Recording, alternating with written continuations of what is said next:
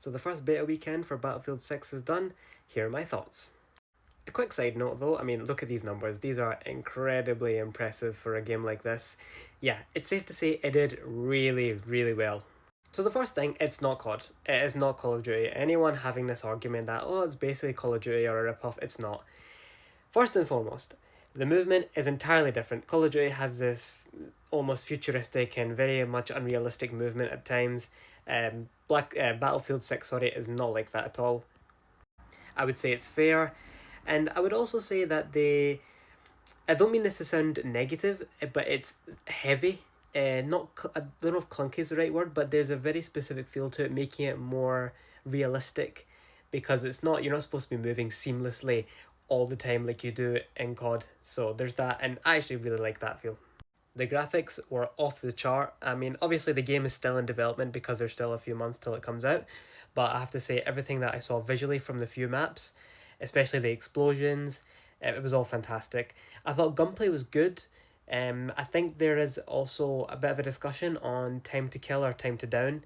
I do think maybe that needs a bit of tinkering because there were times where you just get obliterated. No, I do like the fact that if you're like someone's behind you, they should kill you. It shouldn't be a case of, oh, you're able to turn around and get them, because obviously Battlefield is different in the sense that it's obviously it tries to mimic warfare. Obviously there's very unrealistic elements to it because it's a game.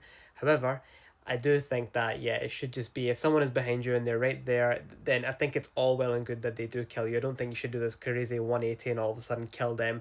But yeah, I do think the time to down maybe needs a bit of tinkering.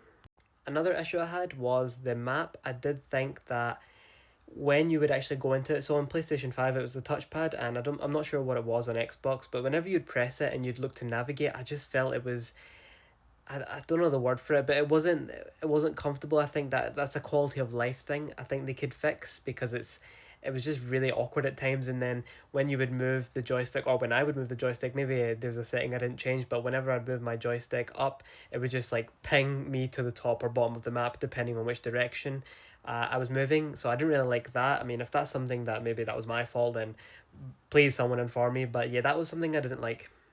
But overall, what did I think? Honestly, I quite liked it. No, I've never really been a huge player in the more recent shooting games of, I can play it myself. I do enjoy very much playing these with friends. The last shooter I played religiously, I could play by myself, was maybe Modern Warfare 2019. I thought that game was like absolutely incredible. Since then, I've just not really had the same enjoyment and feeling, and playing this with friends and seeing actually the funny videos online where people are, pretending they're in war, saying that, oh, this is my third deployment, and talking about it, I just think it's really funny.